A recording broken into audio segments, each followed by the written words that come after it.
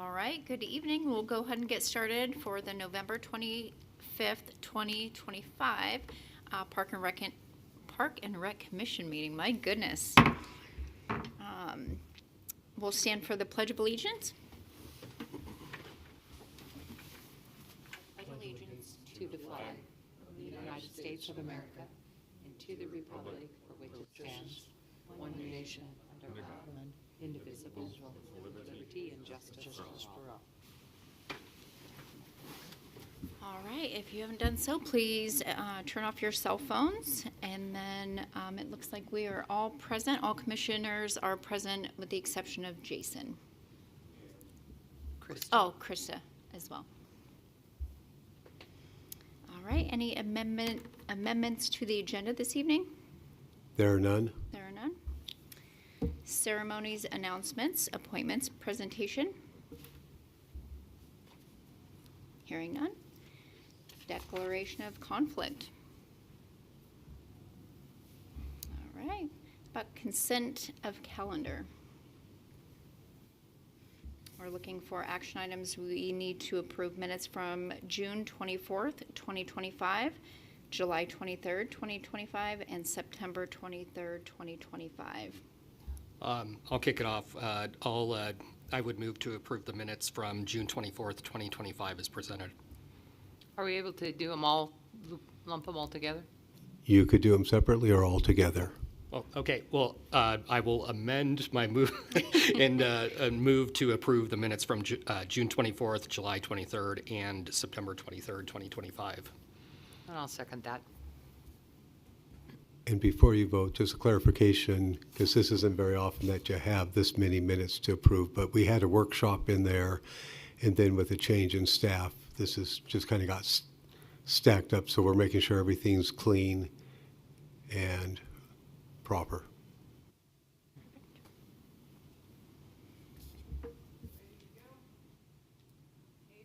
Aye. Aye. Aye. Aye. Aye. All right, moving on to any citizen issues. I see no citizens in the room this evening. Unfinished old business, new director update. So the city has selected director. You're not going to have to hear me talk about it, though. We have our city administrator, Shelley Underwood, here to give you folks an update. Good evening. How are you? Good. So I'm here to introduce, his name is Chris Ammerman, and he comes from Wilsonville, Oregon. And he is currently serving as the Park and Rec Director in Wilsonville, started his career in Roseburg, Oregon. And I'm going to read to you from this because it says actually, I was going to say goodbye to Dave first. Sorry. Let's start that all over again. You guys have been invited to Dave's party, but this will be an opportunity to celebrate Dave and all he has done for the city. I should have brought my glasses. When you look at the playgrounds, the ball fields, the trails, community events, and the programs that fill our seasonal brochures, you will see Dave's fingerprints everywhere.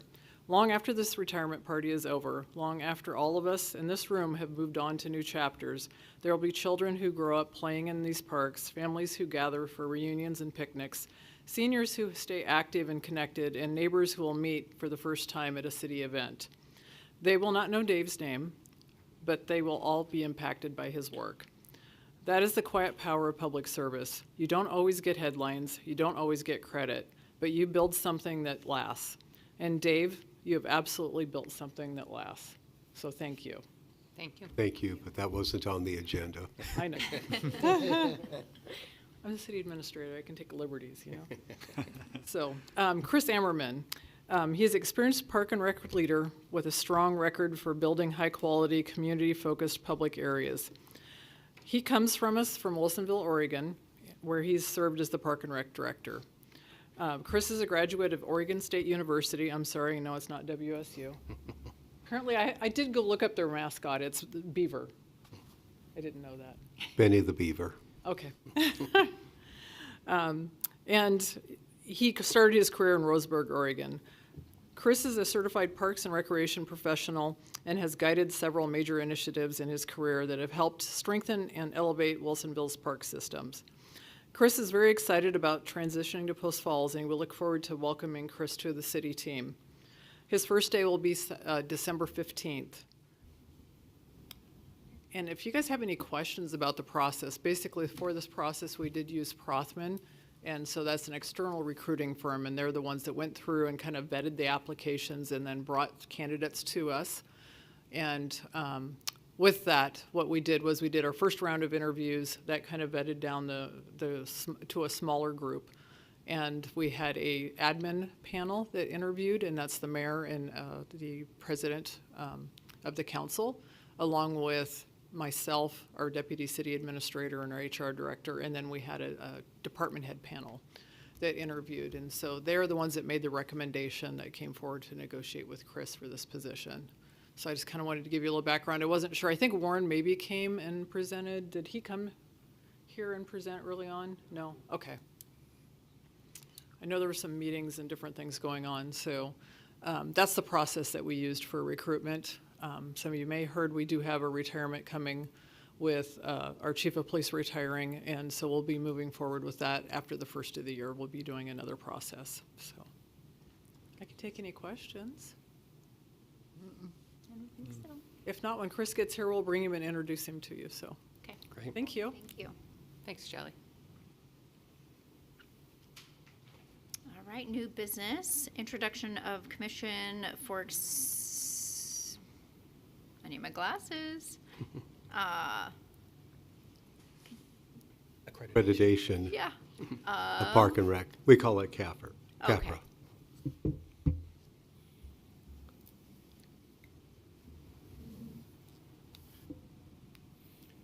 Good evening, Brian Myers, Parks Manager here.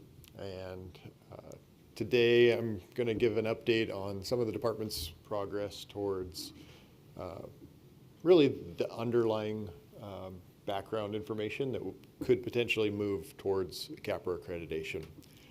CAPRA is the Commission for Accreditation of Parks and Recreation Agencies. It is multiple different professional organizations that come together to develop standards of the work we do. And so kind of overall, give you a general overview of what CAPRA is, the different agencies that make up that organization, and then a general overview of those accreditation standards. The big thing right now is there's been some major changes to the way this accreditation has gone or has been framed. Historically, there were 150 some total standards to measure yourself against. They've restructured that to the 68 that we see in the 2027 standard. Basically, if we were to apply today, we'd still fall under the 2025 standard.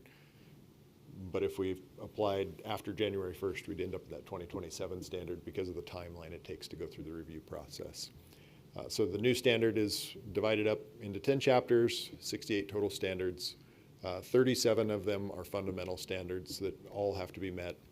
And then you have to meet 80% of the 31 remaining standards to become accredited.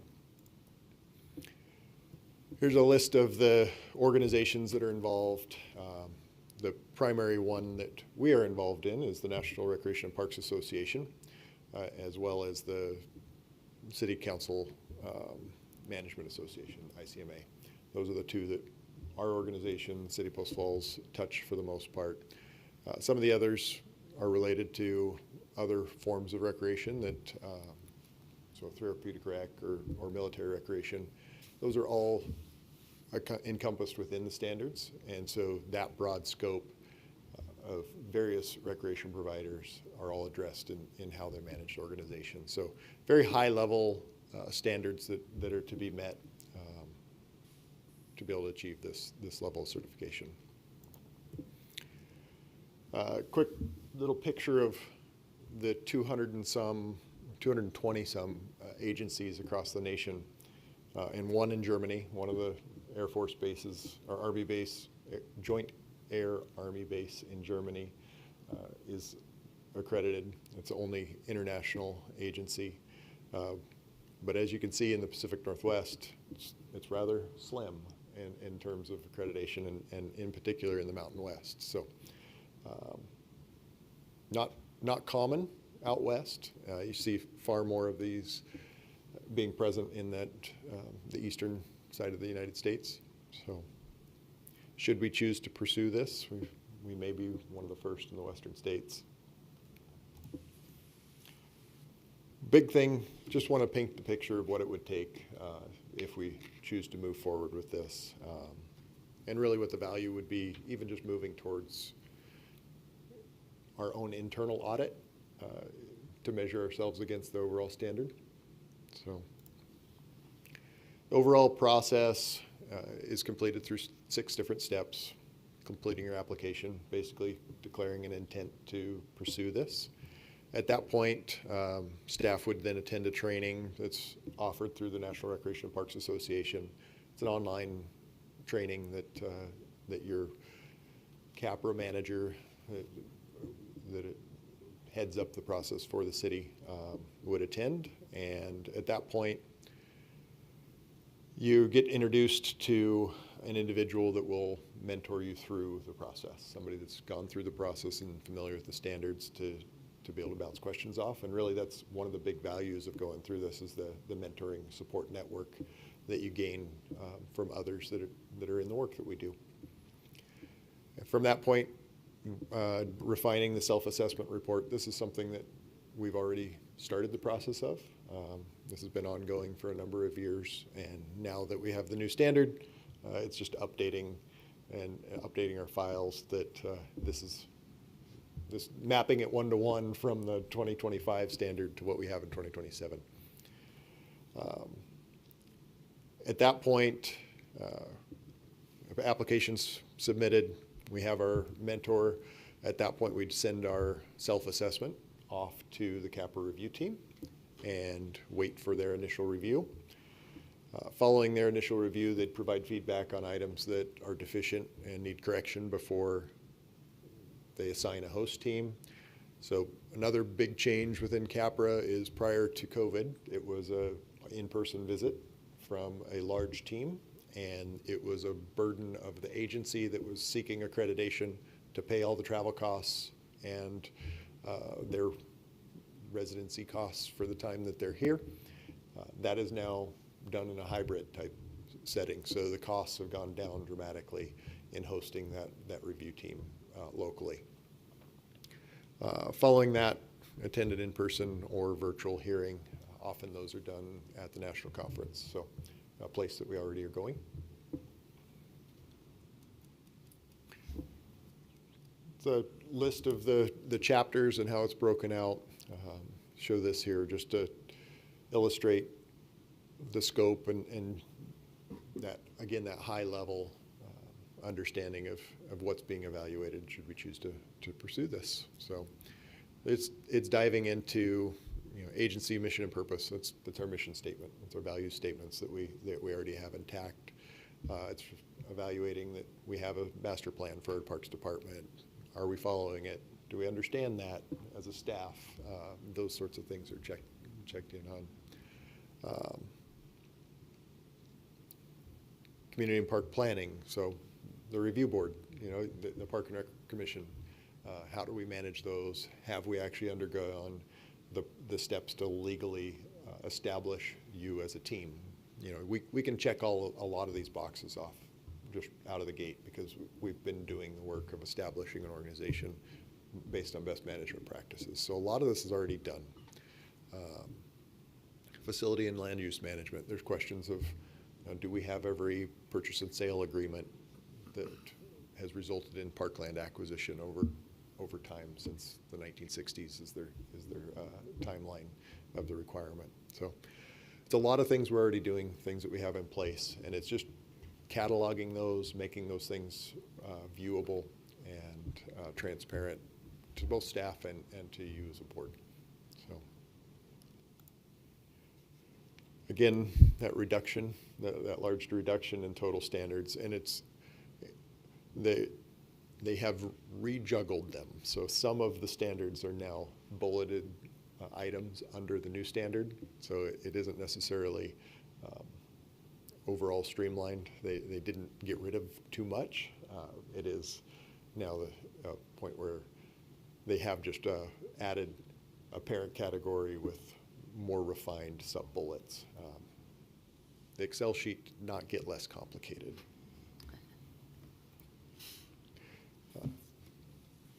So where we're at in the current process, we've already done a lot of work in creating connections, meeting other individuals throughout the country that have gone through this.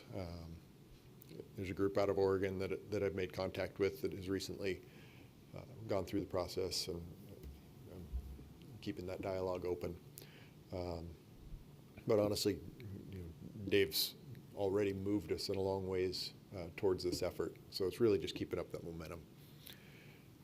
Reading and understanding the standard, that's where we've been in the last 6 months since the new standard's been rolled out, and really uncovering what this looks like for us. And then we're in this edit and edit again process. So haven't dove into the new narratives, because that's part of it, is you identify where your processes are, where your policies are, put those links within a document, but then articulate an individual narrative for each of these different content areas. That's the next big stride should we decide to move forward with this.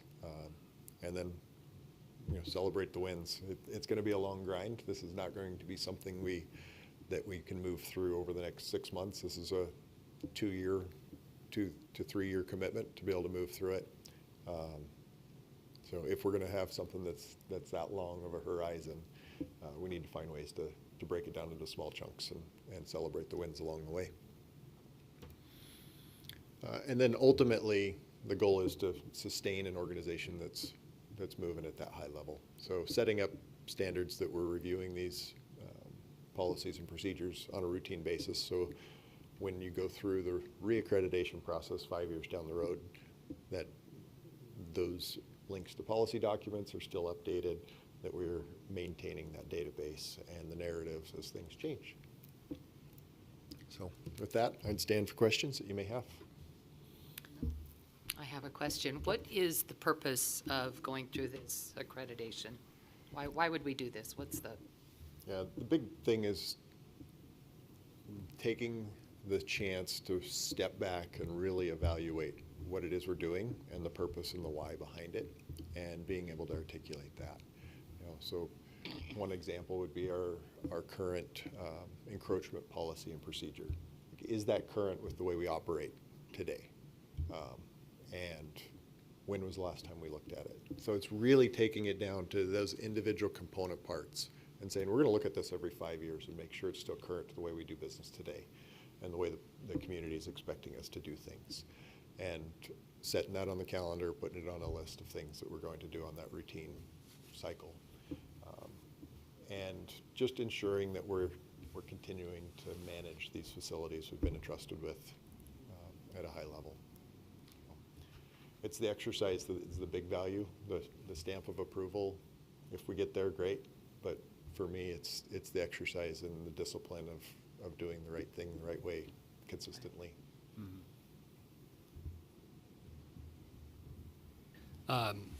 So I'm clear. So it's a 2 to 3 year process to get accredited initially, is your thought? Yeah. And then 5 years later, you reaccredit. Is that from the time you initially started or from the time you were accredited? From the time of award. Okay. So yeah, I would say 2 to 3 years of going through those 68 standards, ensuring that all of the narratives are done and that those policies, that the links all work. That's all. It's all going to take some time. So. And we have to go through this process again in 5 years, the entire application, the 7-step process, or is it? Yes, Yes? and Oh, your new standard is not 80% of those electives, but 90.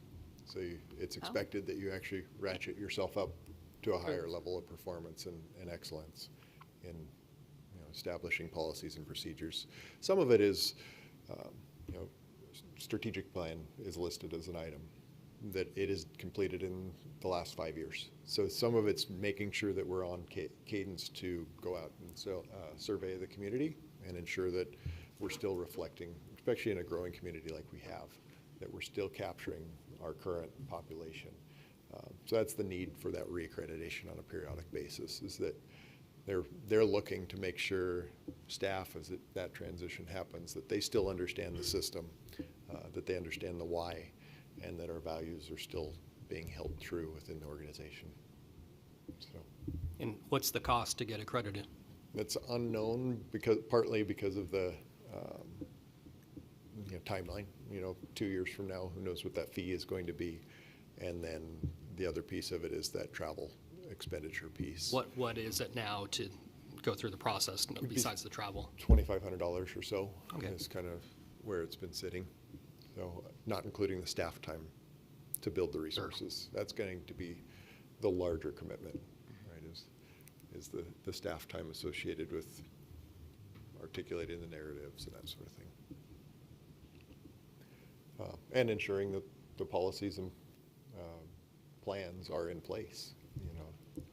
There's a true cost to updating a master plan on a 5-year rotation.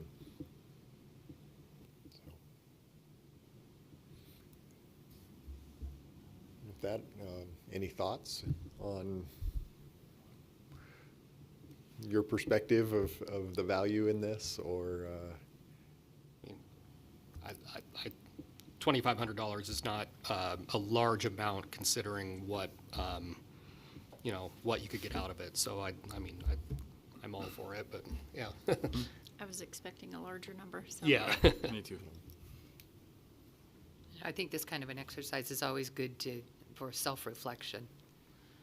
And it sounds like it gives you kind of the bullet points and the process to go through for an organization like a Park and Recreation Department that it's specific to that department. So I think that's always a good thing.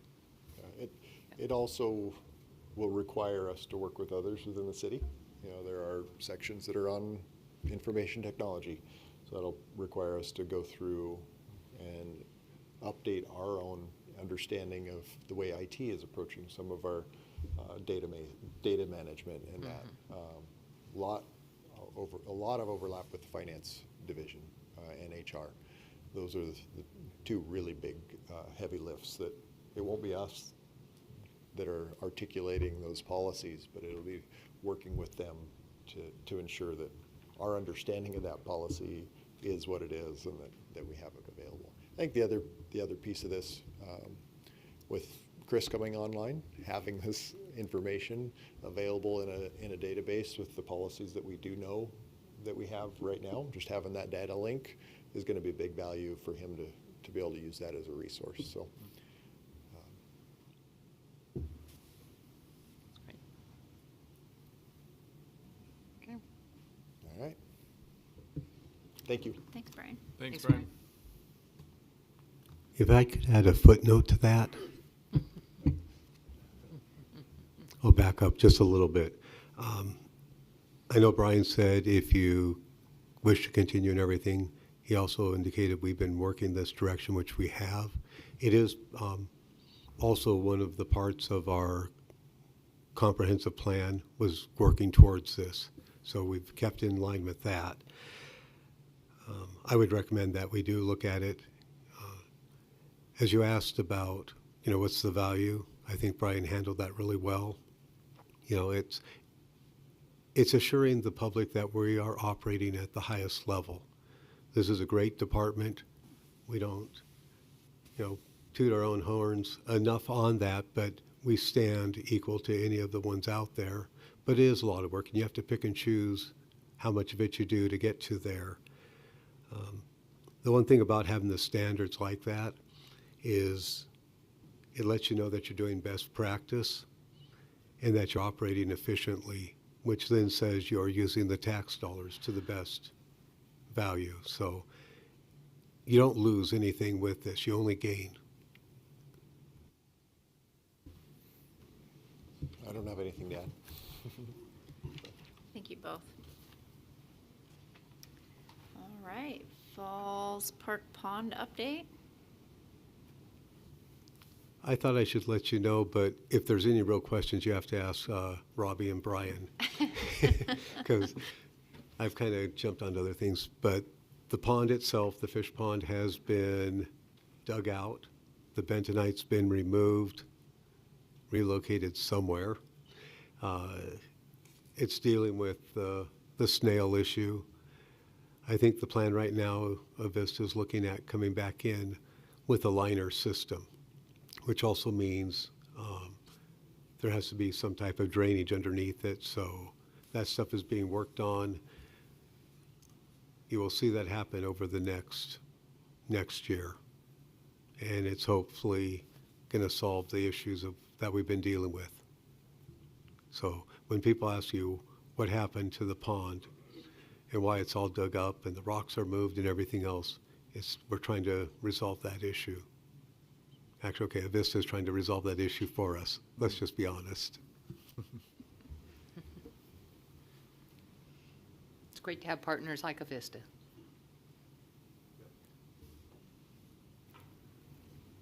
All right, administrative update, staff reports.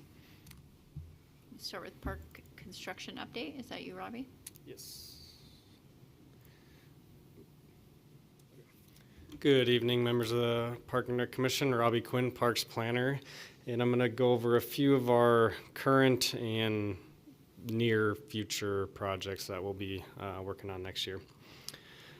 So the first one here, long awaited, the quarry project. So we did receive official approval from the state, and council has accepted our Land and Water Conservation Fund grant. And that is for $1.25 million, which is the largest the state has ever administered, and obviously the largest one we've ever received. And so that will cover our phase 1 improvements, which are shown here on the plan. And just to summarize what those include, we'll be installing 2 multi-use fields, 1 restroom shelter building here, the entry plaza, large parking lot, and then our maintenance yard. And the bid package will also include alternates for a playground and sports courts.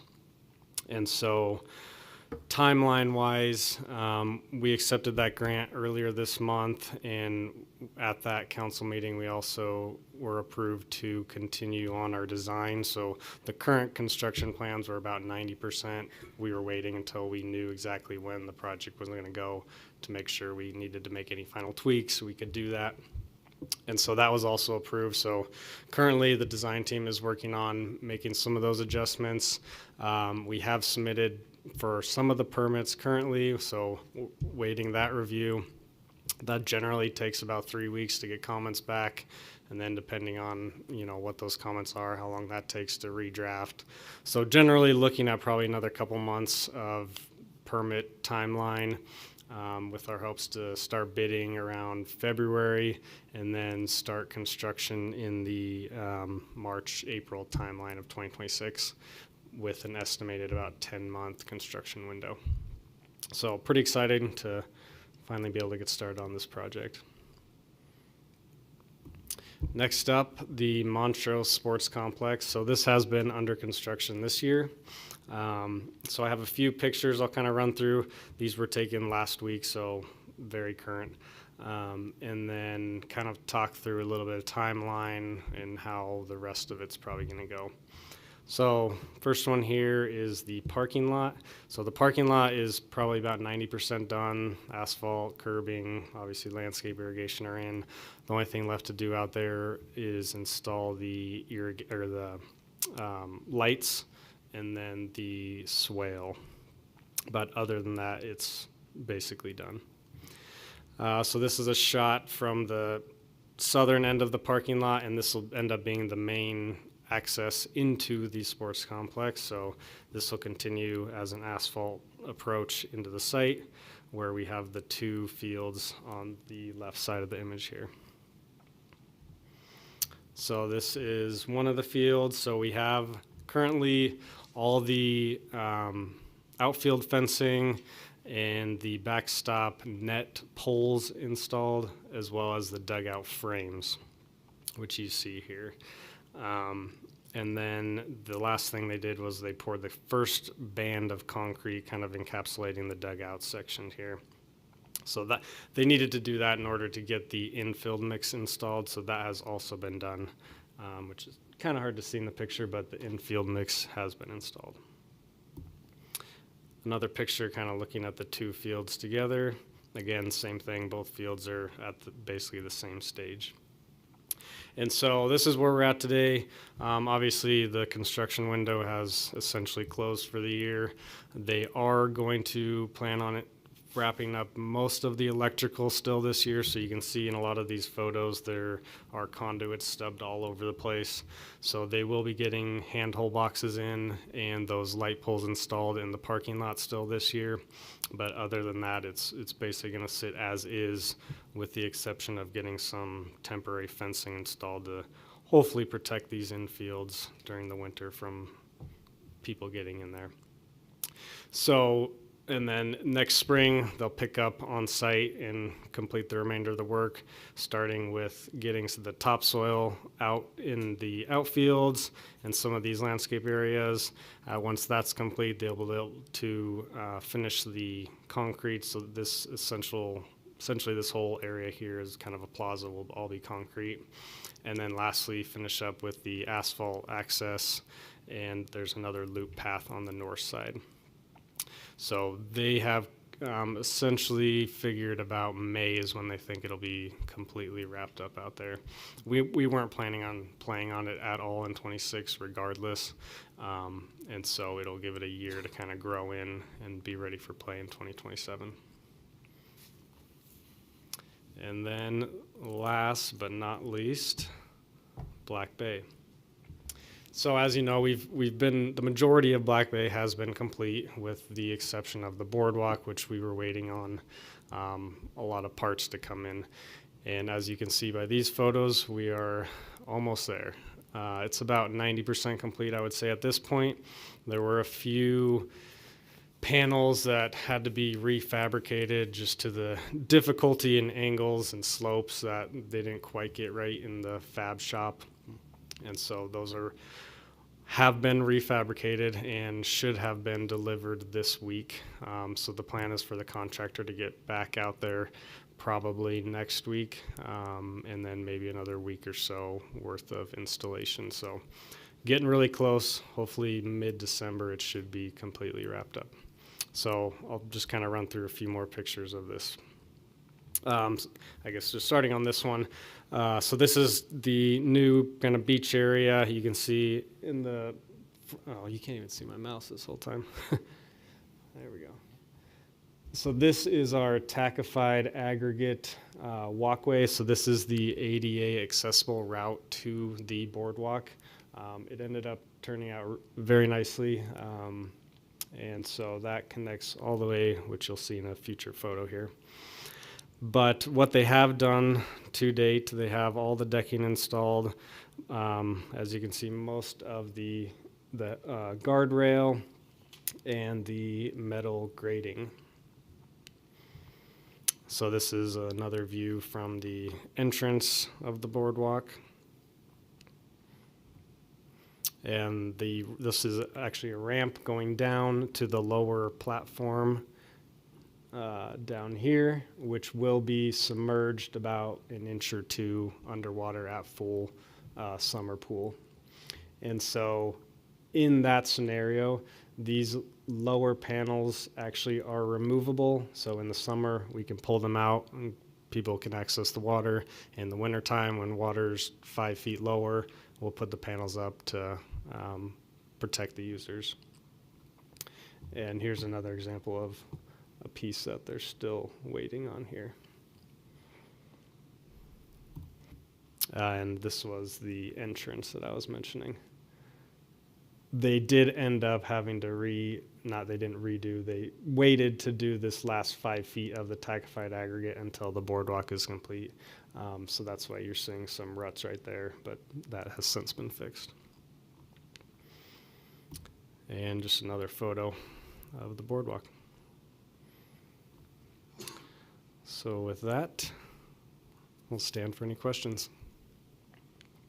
It looks really nice. It does. Yeah. It turned out really nice. It makes a huge difference seeing it with the railing and the cables. It looks great out there.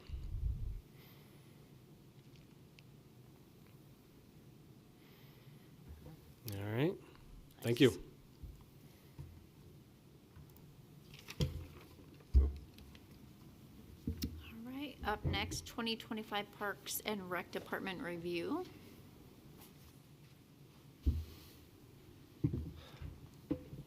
Dave Fair, Park and Rec Director.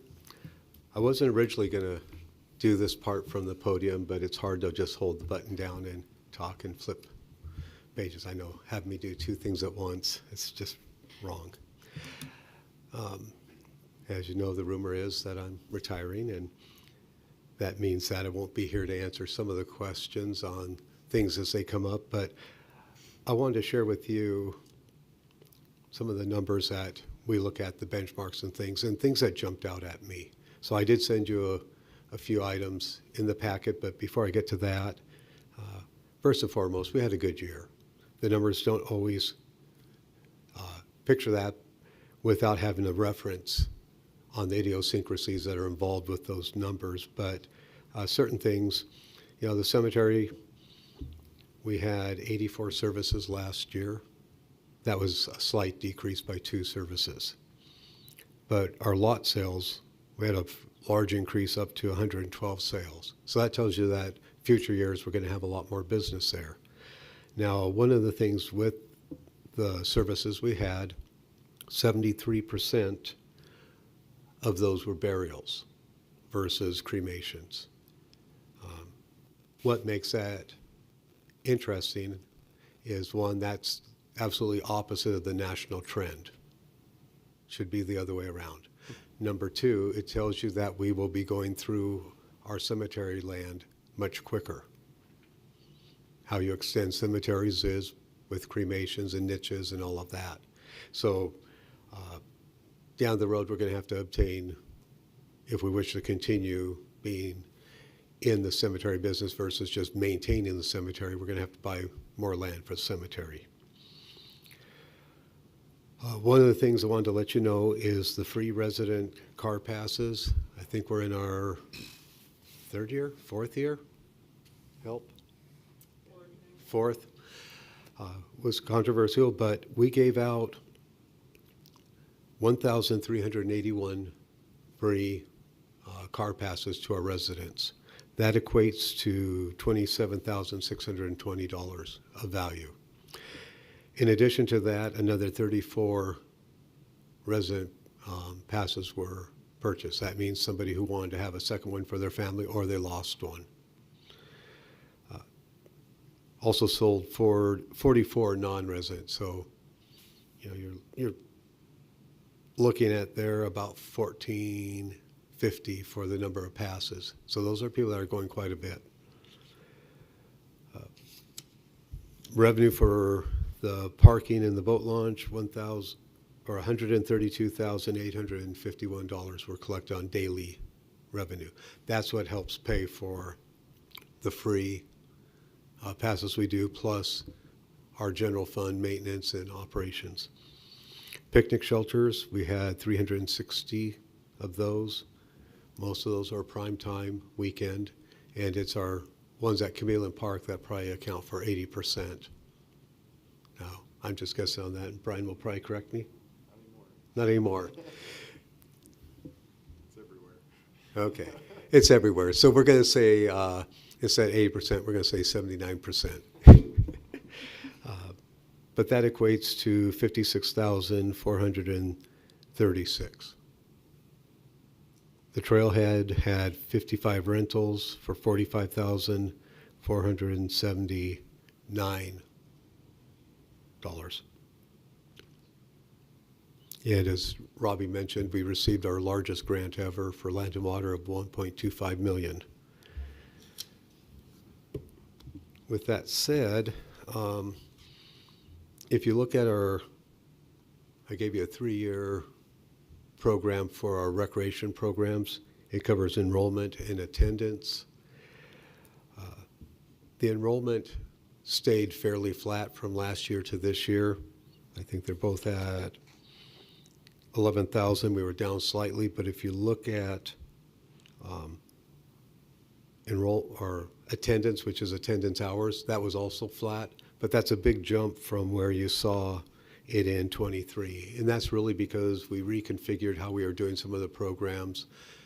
Our camps really took off. And if I go through some of these, we have programs that have been eliminated. Lack of interest, lack of instructor, change in staffing, and other ones that we've stabilized. So one of the big things in there you look is the camp. And part of that is we're into our second year of having a consistent full-time staff for that and starting to rebuild those seasonal staff members. For a while there, we were going through coordinators quite a bit and seeing a lot of changes. So that's a positive thing. It also means that with some of those changes we've experienced, we're stabilizing programs, getting people trained, because it takes a minimum of a year just to understand all the different programs, and then about 3 years to truly be able to push it, get the relationships going. So not a surprise to see us being flat in that sense. Should see an increase this next year, and then after that, a little bit larger increase. On those usage in the next presentation, I'll talk a little bit more about one of the other effects that we've got to experience. That's kind of a cliffhanger right there. If you go to the city's financial reports, really a few things that I wanted to highlight in there is under urban forestry, the very first one. As you can see, we don't have contracts and professionals in the budget, but we're working on getting that back. That's what we use for those projects that are maybe outside of our staff's comfort level, removing the hazard trees or just time expenditure. That account was up $100,000 over the previous year, and that was strictly due to equipment purchases. So when people look at these things and say, well, your budgets have really increased, the personnel side of it hasn't. We've decreased in some areas, but we have equipment purchases. When you go into the 442 account, which is cemetery, one area that jumps a lot, and we try and budget what we think will happen, but we're really conservative on it. But headstones and grave liners, that strictly is a product of one, the cost of those items, because we have to buy them and pass it on. The second one is just what people want. Some people will buy the headstones at the time of burial. Some people buy it when they buy the lots, and they want to have that all set and ready to go. So that's one, when you're looking at it, will always be just fluctuating. And you'll look at what, example is, we budgeted $32,000, we spent $82,000, but it is passed through. We charge for that amount plus. So I don't worry about that too much. It shows up on the other side in our revenues. Cemetery was down $150,000 from the previous year. Once again, construction project. That was the Spokane Street project that we had the previous year. I'd love to say it's because of great management and everything else, but the reality is a lot of these things we do are equipment capital based or project based.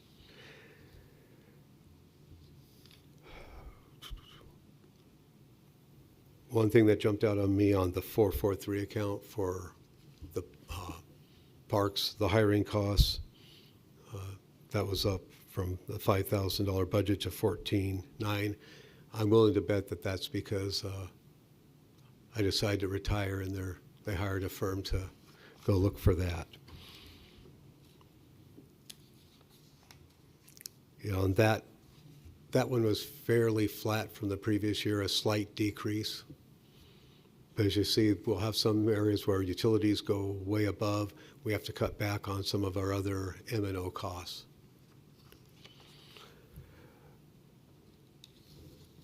444, that's strictly whatever capital projects we have going on. That one's going to change from year to year.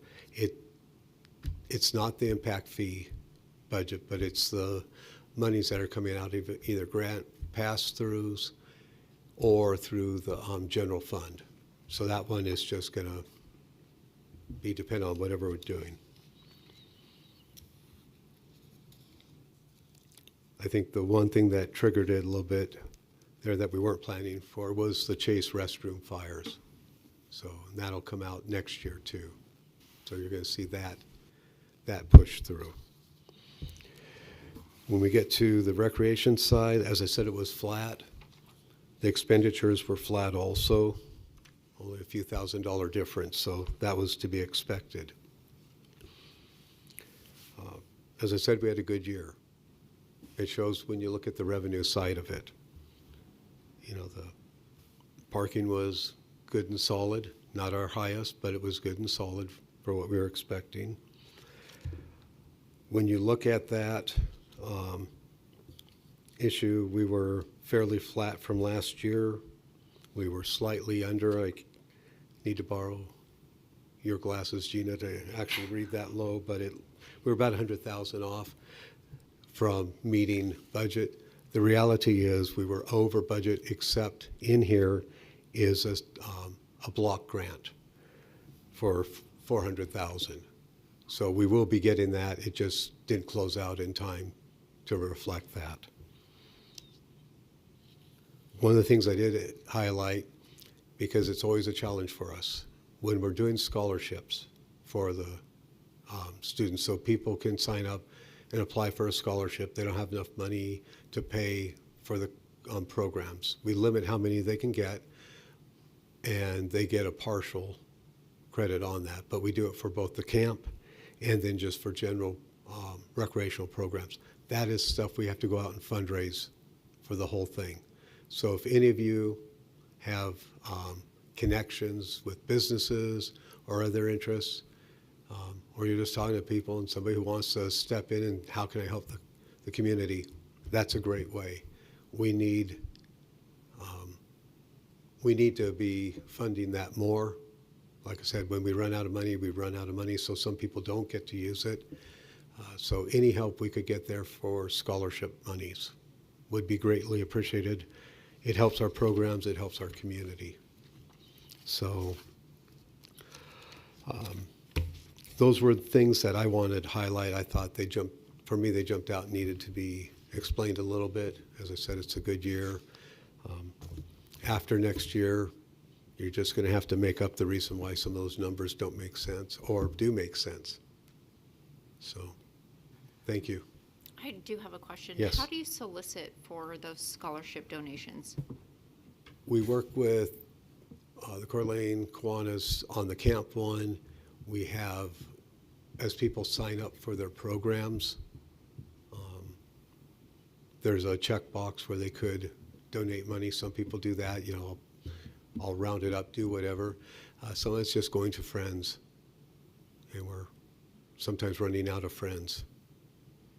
So no real fundraiser per se, just donations We throughout haven't. the community? Okay. You know, we've thought of a lot of different fundraisers for different things. You know, one thing I've always wanted to do is start charging at Post Falls Festival donation for parking, and all that money goes to a dedicated fund for playgrounds. Playgrounds are so expensive. And one of my pet peeves is seeing just an average playground. It's a signature. It's something that, you know, designates, it makes a park special. Most of the kids and most of the parents probably call White Pine Park Castle Park. It's because we hit it right and we have something that stands out. That's a side note. That was a squirrel. But yeah, we go to people. We try to, you know, shake the bushes, but we don't do as good a job as we should. But then you guys have contacts that we don't have. Everybody has their own little circles of stuff. Okay? Thank you. I'll be back in a minute. With new information? No, new presentation. Yeah, that's what I meant. General Parks and Recreation discussion, is that you too?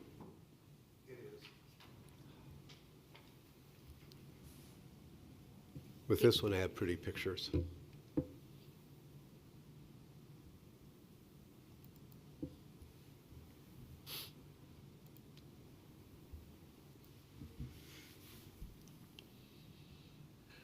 Once again, Dave Fair, Park and Rec Director. Yeah, the reason I wanted to do this, this is a mini version of what I'll be presenting to council. So if you have nothing to do on the second council meeting of December, you can go see the bigger version. And really it comes down to recognizing there's going to be a loss of institutional knowledge. So I wanted to pass that on. I'm also kind of a control freak. So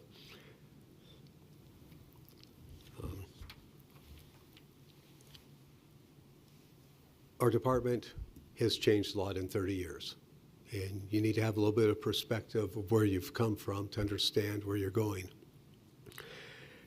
I'm not going to go over every detail, but to give you an idea, in 1994, we had 6 parks. Today we have 37 parks. We had 157 acres and change of parkland. We now have 933 acres of parkland. I can't tell you what the program enrollment was. Back in 94, I can't tell you what the attendance was. They didn't take those records. It took me a year because I'm a little slow to catch on that. We didn't have those records. So we didn't have numbers until 1996. At that point, our attendance, so that attendance, that's program hours, was 25,773 hours. In comparison, today our enrollment, as you saw, was 11,128. About 180,000 in attendance hours. The number of divisions we had back then was 2. Number of Park and Rec employees was 3, 6, counting myself. We now have 32, counting myself. We have 5 divisions. So we've grown a little bit. The community's grown a little bit. And we've become very professional in our operations. You know, revenues at that time were 93,977. Today,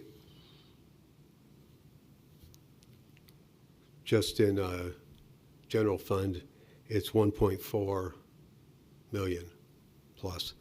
We didn't have impact fees then. Matter of fact, my first full year, 95, our capital budget, that was for park projects and equipment, was $3,000. Impact fees was just over 2 million this year, or this last year. So we've changed a lot. But our expenditures have gone up too. Back then we spent $265,000. Now we're at 5.5 million. So I'd love to tell you that things get cheaper, but they haven't, not in that time.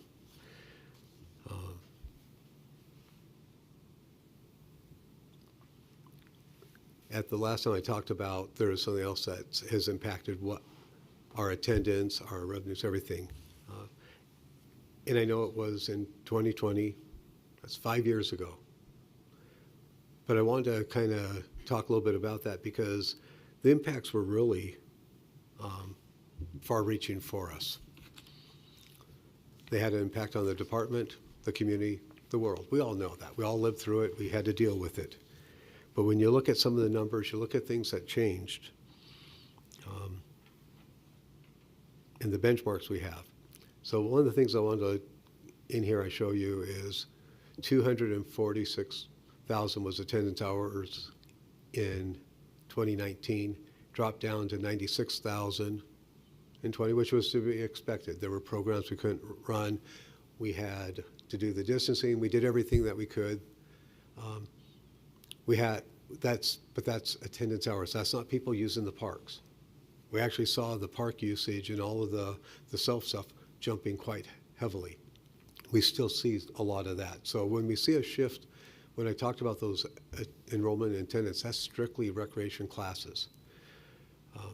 We've bounced up to 100 or the next year we went up to 156,000. We're at 181 right now. So you can see that change has been slower in happening. One of the biggest things that happened, though, when you look at volunteer hours, before that, 72,000 hours. We had volunteers, multiple for teams. You had all this stuff. COVID, of course, we had to cut down, dropped out. But the volunteer hours didn't bounce back up with the programs. As a matter of fact, they went down to 3,200. We're at about between 5,000 and 6,000 right now. And that's an issue that, society sees, the community sees. You don't see as many people in the civic organizations. You don't see the same engagement. So there was a lot of disengagement caused by that. It slowed, I was going to say stopped our growth, but it didn't stop it. It slowed down what we were doing. We're finally getting back into gear, and it's kind of like a long plateau, and we're going up. You're going to see a lot of parks coming in that just kind of got held. But the community growth didn't stop. So kind of we're not keeping up the way we should, but we're starting to accelerate again. I think the biggest thing was the change in expectations, the demands for what we do, why we do it, how we do it. So those are things that we've had to respond to. The public interaction of when we do parks, I think Singing Hills was a great example of that. Something we had been working on, we'd done it, and to have it stopped at the 11th hour. It means that we have to educate more, but we also have to move faster because you have people that move into the area, they don't know it. We have to explain what we're doing. So there's a little extra work for staff in that. And of course, the skyrocketing cost of a construction and lead times.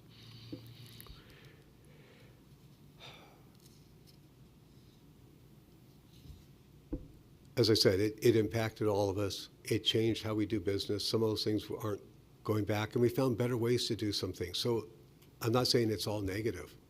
I'm just saying you have to understand that when you look at our numbers, you look at long-term statistics, it doesn't tell you that whole change, and there's a reason for it.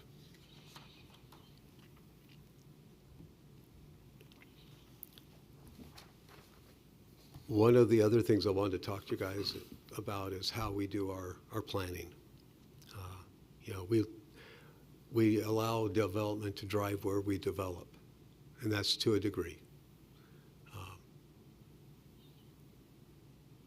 The one thing I hope is we never get locked into a step-by-step development system because we won't keep up with growth. You have to have that broad enough brush stroke that you can go in and take advantage of things that are happening. If you asked me where we would develop and how we develop and see, I couldn't guess that. I'm not sure anybody really can. Sometimes it's fueled by access, by infrastructure. Sometimes it's available land, it's banks, everything but we have to be ready to say that in that case, this is what we want. So we do that with that 1 mile map. That has helped us a lot to address it. We are in better shape than a lot of departments, older departments around the nation, because they didn't develop their system with their community. They're kind of set and regimented, and now they're dealing with areas that don't have services. I grew up in one of those places. Matter of fact, until I got into college, I didn't even know what park and recreation was because we weren't serviced in that sense. So I was outside of Seattle, but if you weren't in town, you didn't see it. We've always made a point to put the right park in the right location. Once again, that's that to the degree. We are approached on different things about, will we take this on, do this or that. If it's not big enough, it's not cost effective for us to maintain it. It also doesn't allow us the flexibility to provide the systems that people want. So I ask you to keep that in mind, keep our standards up, fight for the level of service. It's easy to cut back, but once you start cutting back, you're not moving forward.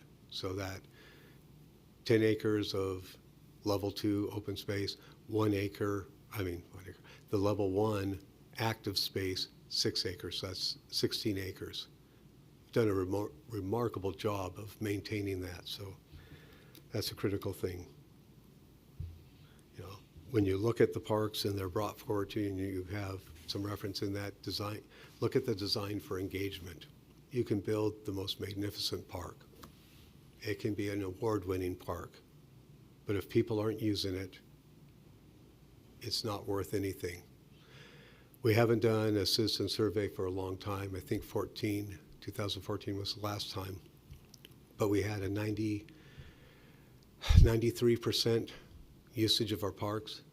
That's a very high usage by our citizens. It says we're doing something right, so keep that up. I'm going to push that, keep getting the city parks. I know it becomes a tax issue and what we can afford.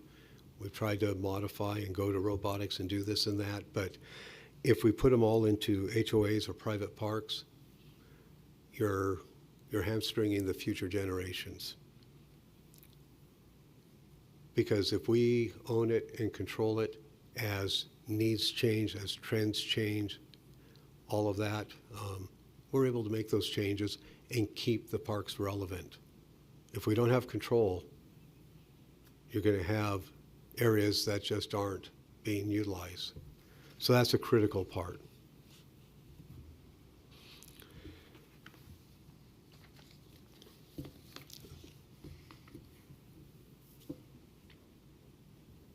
As I leave, these are things I hope you keep in mind as you help lead the department and guide the staff and everything, but don't lose sight of the little things make up great parks and programs.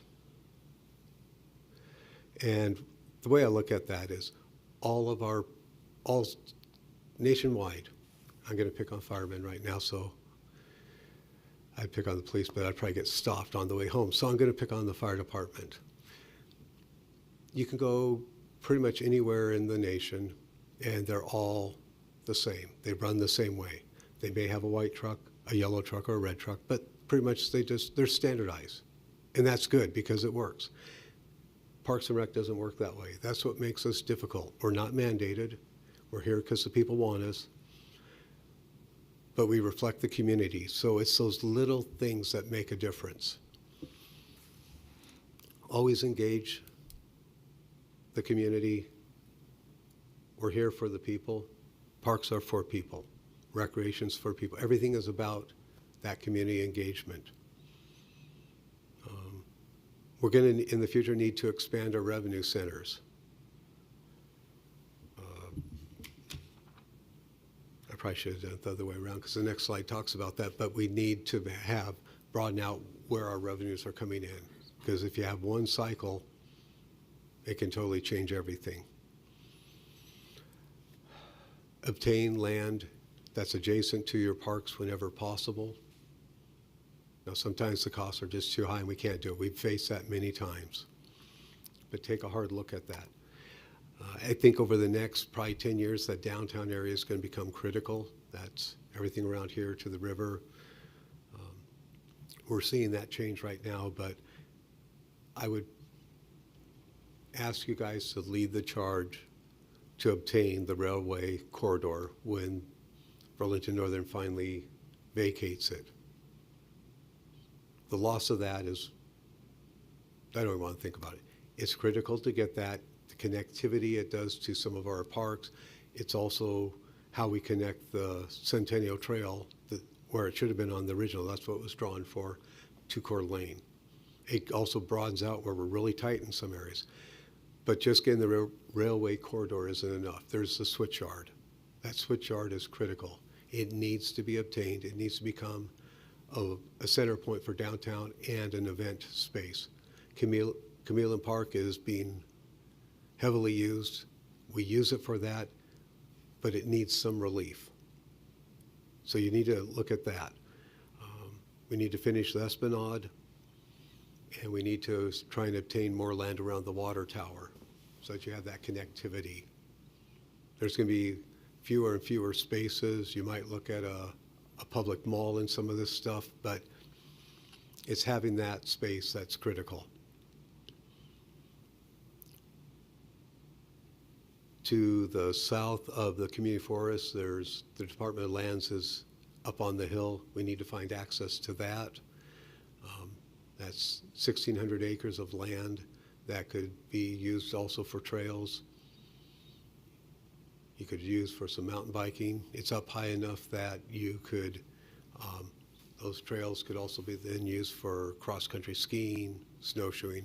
So it expands that beauty that we have with the community forest. Don't have a lot of large parcels of land left in the city. The Potlatch property is one of the last ones probably, so when that comes forward, trying to get as big a piece of that, go around the skate park over on the other side, but don't forget that that's there.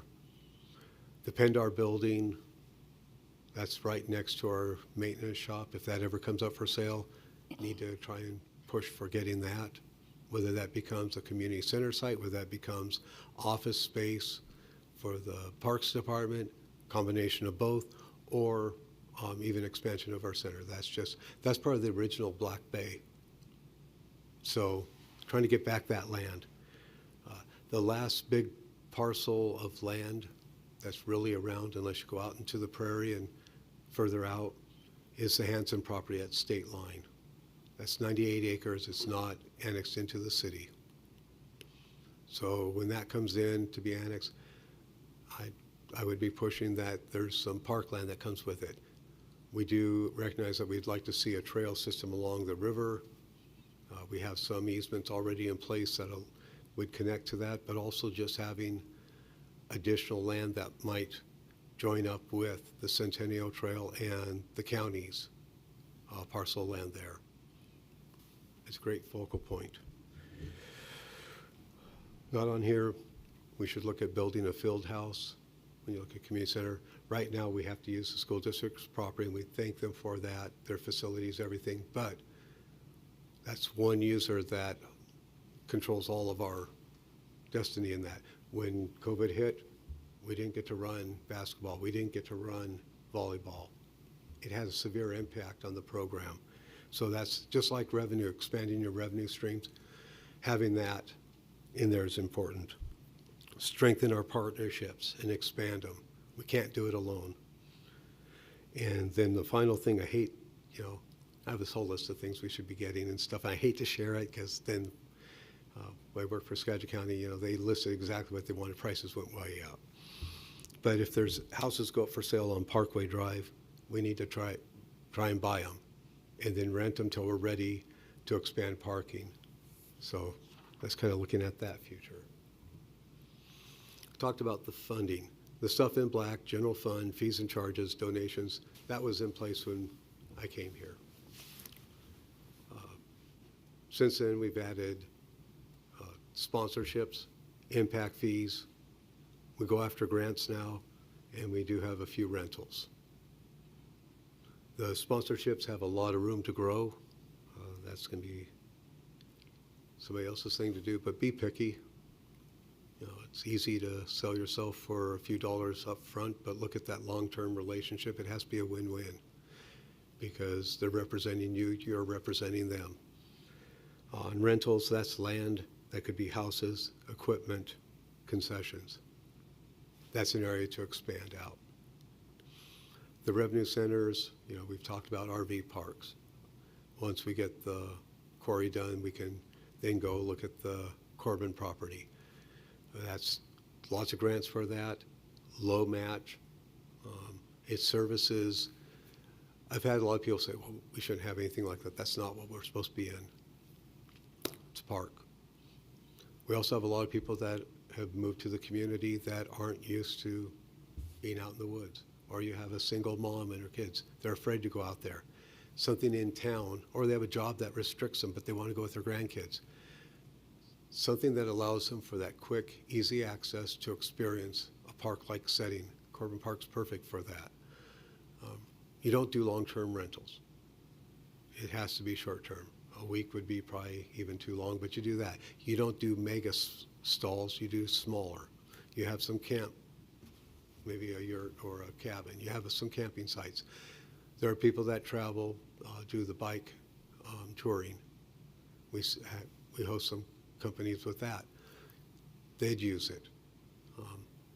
But it adds another amenity. It gives you a revenue source that, once again, offsets that. You've got the sports complex being built with Montrose and the quarry. Those need to be geared up, tournaments, league play, but tournaments are where you're going to make the money. So expanding all of that.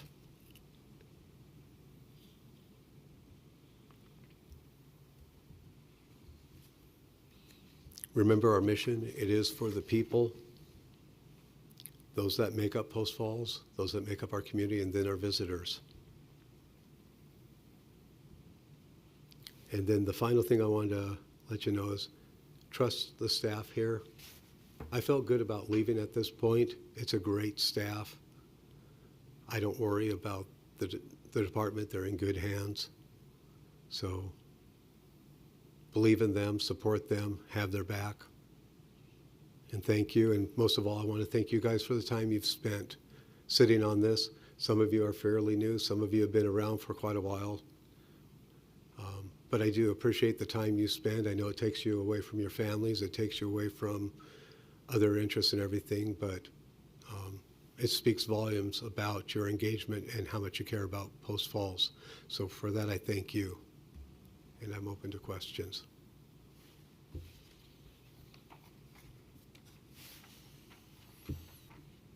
No questions. You left us in good hands. Yeah. Yeah, thank you, Dave.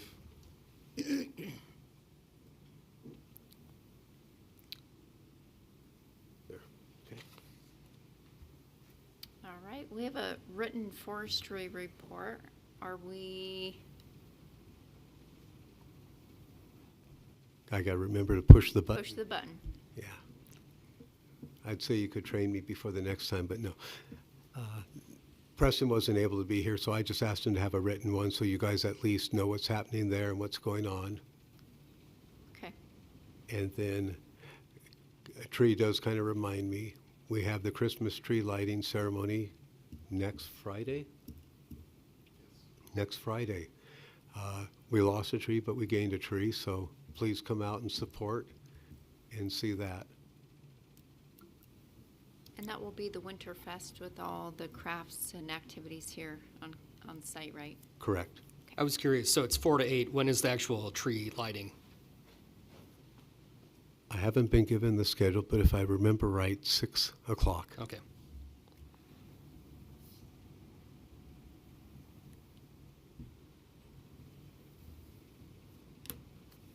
Okay, with that, any commission comments before we close out?